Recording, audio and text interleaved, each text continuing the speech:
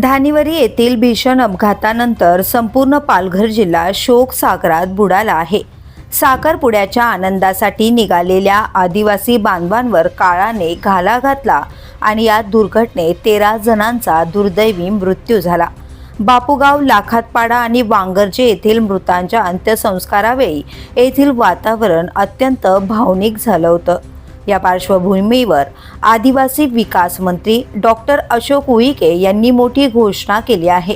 मृतांच्या कुटुंबांचे आदिवासी विकास विभाग पालकत्व स्वीकारणार असून जखमींवरील उपचारांचा 100% खर्च शासन उचलणार असल्याचं त्यांनी यावेळी स्पष्ट केलं।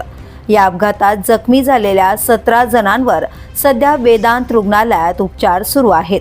औषधे, शस्त्रक्रिया आणि इतर सर्व वैद्यकीय खर्च शासनाकडून केला जाणार असल्याची माहिती मंत्री डॉक्टर अशोक उईके यांनी दिली आहे।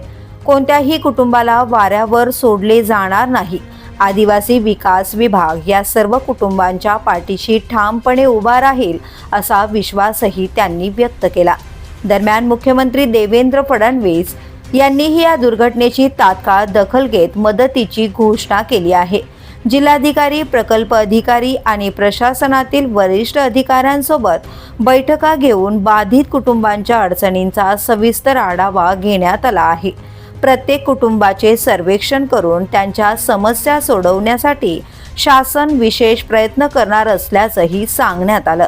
अंत्यसंस्कारावेळी डॉक्टर हेमंत सौरा, आमदार राजेंद्र गावित, विनोद निकोले, हरिश्चंद्र भोये, विलास तरे, जिल्हाधिकारी मनोज रानडे, जिल्हा पोलीस अधीक्षक यतीश देशमुख, सहाय्यक जिल्हाधिकारी विशाल खत्री यांच्यासह अनेक लोकप्रतिनिधी, पदाधिकारी आणि ग्रामस्थ यावेळी उपस्थित होते।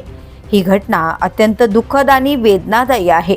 हा आघात विसरणे शक्य नाही, मात्र या संकटाचा सामना करण्याची शक्ती सर्वांना लाभो अशा शब्दात आदिवासी विकास मंत्री डॉक्टर अशोक उईके यांनी आपल्या भावना व्यक्त केल्या। द पोलीस न्यूजसाठी अशरफ खान, पालघर।